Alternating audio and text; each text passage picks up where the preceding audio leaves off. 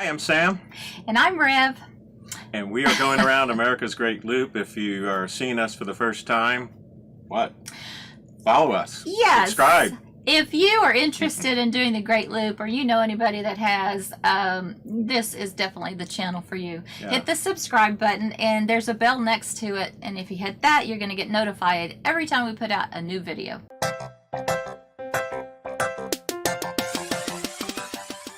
So today we're going to tell you about our trip from Panama City out to Apalachicola. Yeah, the panhandle of Florida. That's where we're traveling. So Panama City, where we were at Lighthouse Marina, and we departed on a rising tide, which was good because what? There was it gives us more space under our boat. Yeah, exactly. Yeah, so we knew we could get out of there. So we actually waited a little bit because we had thought we were going to leave at 7:30, and we looked and it was low tide there. So we departed maybe an hour and a half after that. That was a good time. So. As we went down the ICW, it was cold and rainy. We passed an anchorage on the right-hand side. There was a beautiful sailboat and a lot of cool boats in there. And I was really impressed to see that. Yeah, and we did start to pick up, believe it or not. It looked like there were some crab pots in that area. Anyway, so that was the first time we've seen crab pots. Yeah. We didn't notice them coming in. Right. Yeah, what does that say about us? Yeah, I know. So, a little windy, wasn't it? Yeah. Another interesting thing that we hadn't seen since Michigan was a kite surfer. And the kite surfer was out there. It was, like I said, cold and rainy, and we could barely see out the windshield, but that guy's out there, or girl, I don't even know who it was out there in a wetsuit kite surfing. Yeah. Getting out of there was very narrow, but the navionics had plotted a good course, so I pretty much steered on the navionics line, and once I was comfortable with it, I just let the autopilot couple to it and looked at it. Very narrow getting out of there, and it is a little scary, I think, just coming into that inlet there. There's a sandy beach, and then there's a red marker right there, so it looks pretty close. Yeah. As we got out there, well, it started to pick up a little bit, but it evened out. There's an inlet there. What do you mean? Well, there's the chop picked up. Okay. There's an inlet coming in there that you could go out to the Gulf of Mexico. Got a little choppy, but we got on our way. Yeah, and there was a plant, and it was bellowing out smoke, and it was very smelly. Yeah. That was. Yeah, I don't know what that plant was, but it smelled a lot like the paper plants in lower Alabama there that we had come through. But anyway, came up on the DuPont Bridge and continued to maneuver along. Hello for the bridge that adheres to us, where it is a little chilly, and we are in search of warm weather. Right now, we are about to go under the DuPont Bridge. You can take a look at that. Looks like a pretty long bridge, well fortified, I guess, for hurricane purposes here. And right now, we are using the automated function of the Autopilot. I don't normally do this, but it's doing such a great job. It's going to go under the bridge, smack under the bridge. We'll take a look at it on the autopilot here. Ah, the sound of freedom. A jet overhead, taking off out of somewhere. It's probably going to be in the clouds, but we can hear that noise. Wonderful noise. There she is. There it is. Looks like going out in the distance there. But if you take a look here, it is following the line, and so one of the things, if you are going to use automation to help you navigate, you don't need an autopilot to do the Great Loop. There are some people who do it without an autopilot. But if you have an autopilot, it takes some of the fatigue off of you. But one of the things you have to be aware of is what state your automation is in. Right now, as I can look up here and I see this blue, I know that the boat is tracking the pre-programmed line. But I'm also looking outside and cross-checking. And then I'm always aware that if I see something like a crab pot or a log or whatever, I can always take it out of this particular function. I'm going to show you how to do that. Just hit it like that, and now it has gone to heading hold, and I am steering the boat still through the autopilot system. If I need to take it completely off of autopilot, I can disengage the autopilot by hitting that red button and then steering with the steering wheel. So I'm going to go back here and follow the route again, and you'll see just in that short period of time we got left of course about 58 feet, and now it's correcting back and we are on the line. So a little bit about automation. If you are going to use it, be aware of what state you're in. You've got the autopilot engaged. It is following the route, the pre-programmed route that's in there, or correcting back to it. Right now you can see right 45 degrees. It's making a correction back to the course. It's probably going to intercept it here at point 44. All right.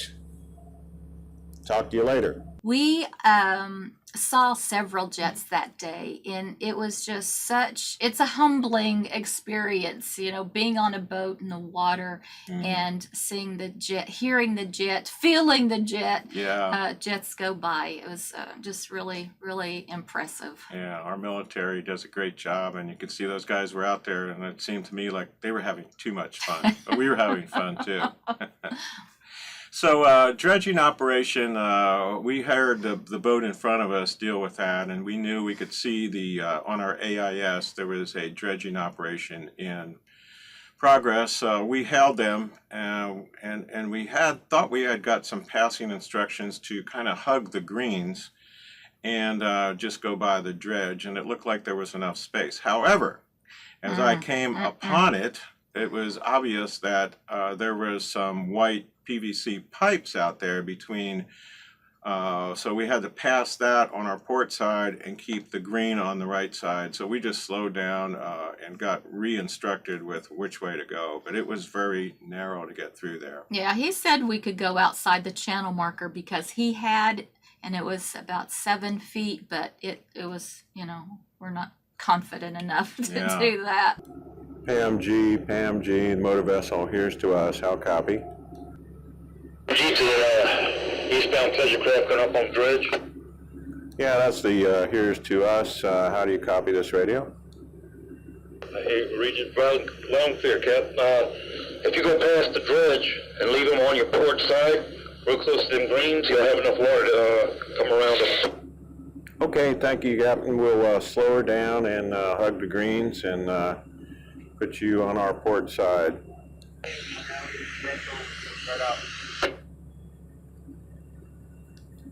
Okay, that last transmission was blocked, say again?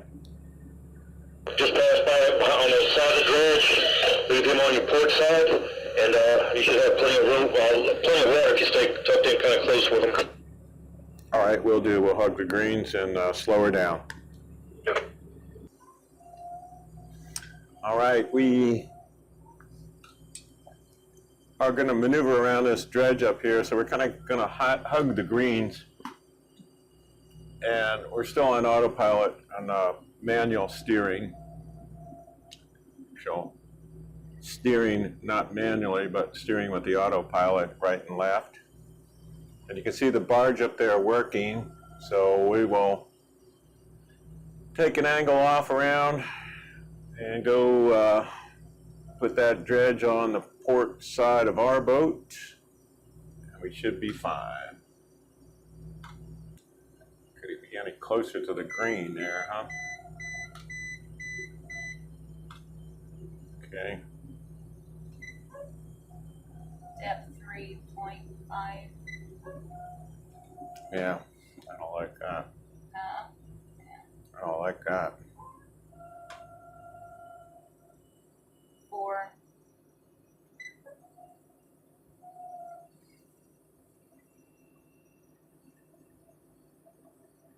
There's something red. Yeah, something red there. Do you see it?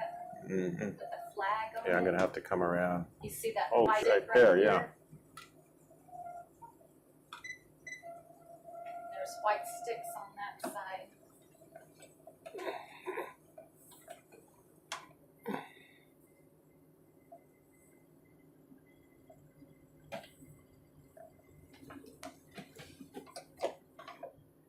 uncomfortable with this. You Real see 'em? uncomfortable. Holding that balloon up there.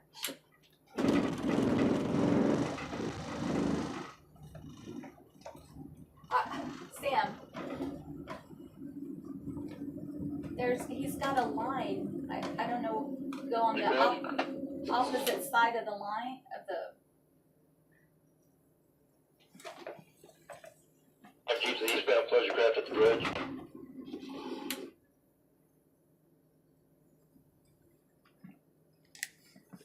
Yeah, I've got sticks in the water here, and can I get between those sticks and the green marker? Yes, sir. You can even pass on the outside on the outside of those markers if you want. Let's just help us mark off where the edge of the channel is. But I took this boat with 7 feet of draft and went on the outside of the green over there and still had water. Okay, yeah, I just had some soundings there of about 4 feet and got me alarmed there. So I'll keep the sticks on the port side and go through there. Thank you. Are you gonna stay on this side of the green or the outside? Yeah.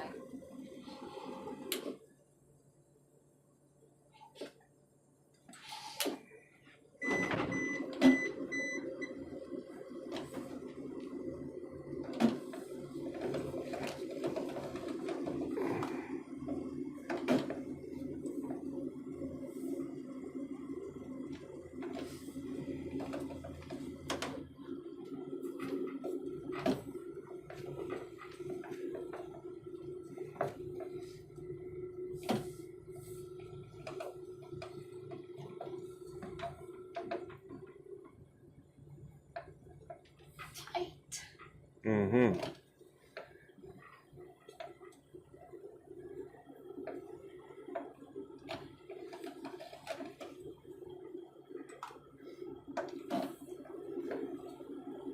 Doing great, honey.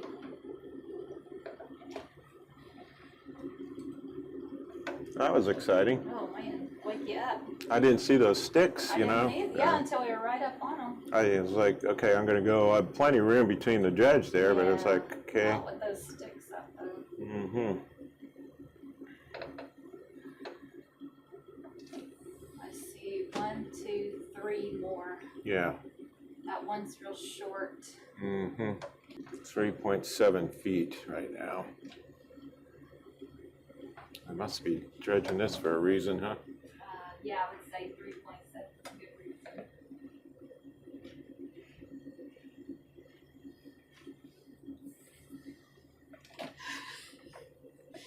You okay?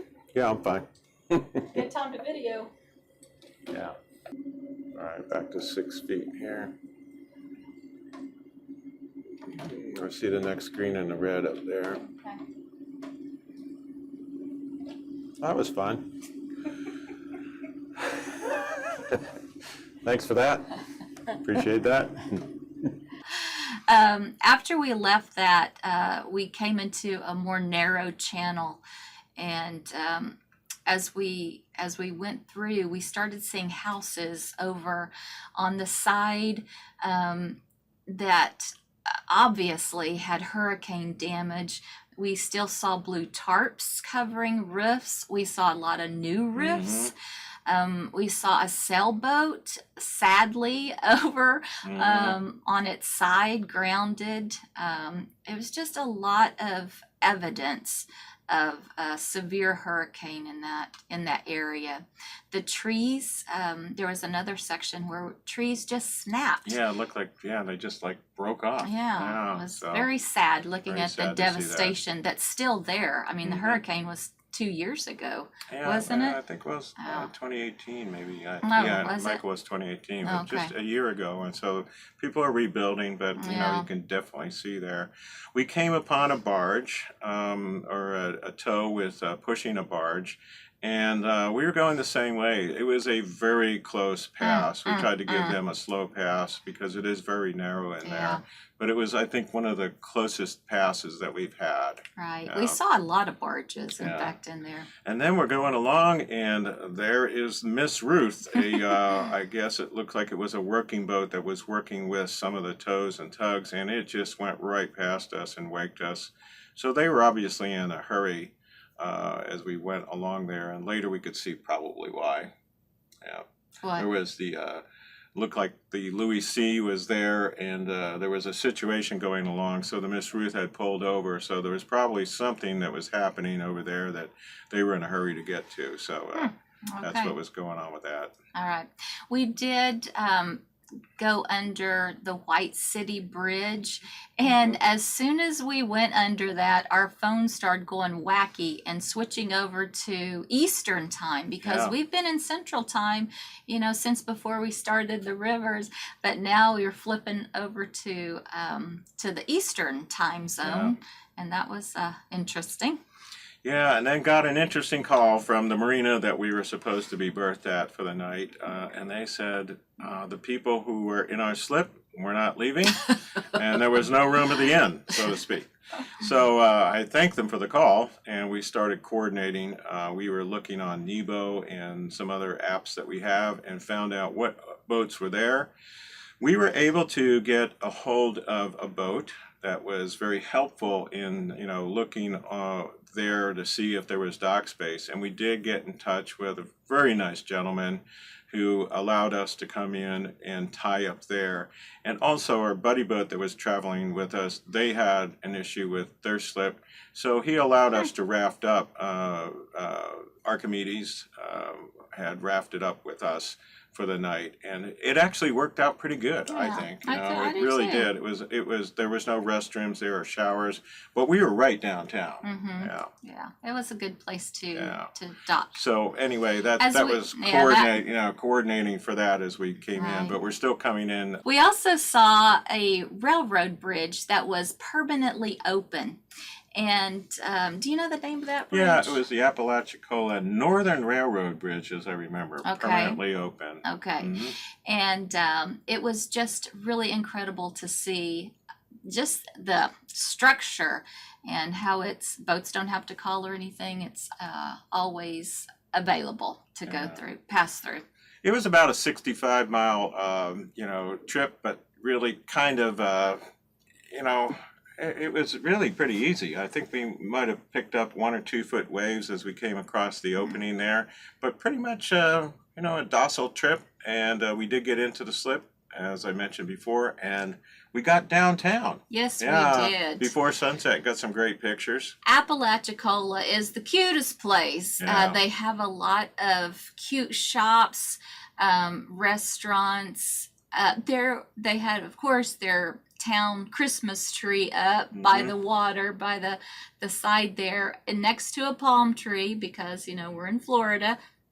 So that was really, really great to see. So we got out and took some pictures, and we came upon a Chamber of Commerce gathering. Yeah. And they welcomed us and said, hey, why don't you join us? So we said, we'll be back. We went to the Oyster Brewing Company. We did. And went there, and then went back to the Chamber of Commerce and met some great people there. Right. It was really neat to see this little town, and I can imagine what it's like in the summertime. I would love to see it. We also went to a place called Up the Creek because, we have a short amount of time in Apalachicola. We tried to make the best of it, and met the boat that had helped us earlier get into the slip where we were able to dock. Quite nice. Quite nice. And also Anthony from Tranquility was there, and it was good to see him again. So it was quite nice of the Yes, boat it was called quite nice. Quite nice. We Yes. appreciate that. And then, of course, I told Sam we can never have a boat named Quite Nice or Tranquility or Grace, because, it's going to be the opposite going on here. Yeah. And then finished off the night with some conch fritters. Oh, yeah, because we got a thing for conch fritters. And we do. So now we're in Florida. We're going to be on the search for the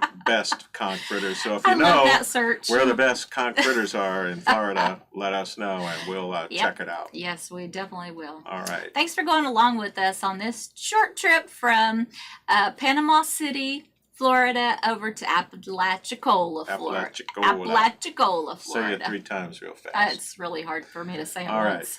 Thanks. See you next time on the Here's to Us. Bye. Bye.